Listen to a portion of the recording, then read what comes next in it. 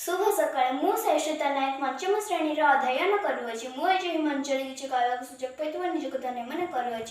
सम्माननीय सभापति महोदय, पूज्य गुरुजी गुरुमा, वरेण्य अतिथिवृंद एवं मोर विचारक मंडली, यही सभा उपस्थित समस्त छात्र छात्रीगण एवं मोर प्रतियोगी वृंद, यही सभा आज प्रतियोगितार विषय वस्तु आम परिवेश आम जीवन। आज विषय किसी कहवाक जाऊे। प्रथम आम जाना परिवेश कौन। आम जो सुंदर पृथ्वी रोचे तार चतुर्पार्श्व को परिवेश कहुए। आम रोवा यही धरित्री पहाड़ जंगल वायु जल एवं जीवजंतु इत्यादि को नहीं परिवेश गठित। प्रकृतिर दान यही सब उपादान उपर मानव समाज निर्भरशील अटे।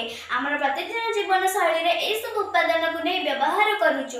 परिवेश बाहर यही सब उपादान द्वारा आम पृथ्वी सुंदर हो पार, आम जीवन सरस सुंदर हो पारुछि। मात्र यही परिवेश दिन को दिन ध्वंस विमुख होगा जाउछि, जद्वारा आम जीवन शैली असंतुलित होगा जाउछि।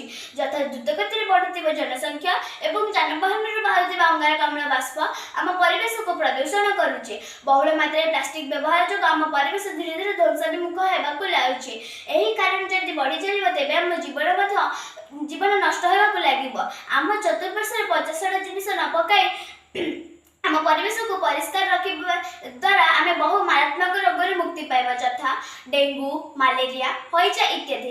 आम छोट शपथ नेबा आम परिवेश सहित आम जीवन को स्वच्छ और सुंदर रखा। द्रुतगति बढ़ुवा जनसंख्या नियंत्रण करवा, जानवाहन कम करवा एवं प्लास्टिक व्यवहार कम करवा, आतशबाजी ठार दूर रहा। यही कारण जब आम मानिबा तेबे आम जीवन सुस्थ और सुंदर हो रहा। आम समस्ते वृक्ष लगेगा, वृक्ष ही आमर बंधु। आपण मोर आज गोटे स्लोगान जेपरी परिवेश रही स्वच्छ निर्मल मनुष्य हुए सुस्थ सबल। मुझे कही विदाय नौची। धन्यवाद। जय हिंद।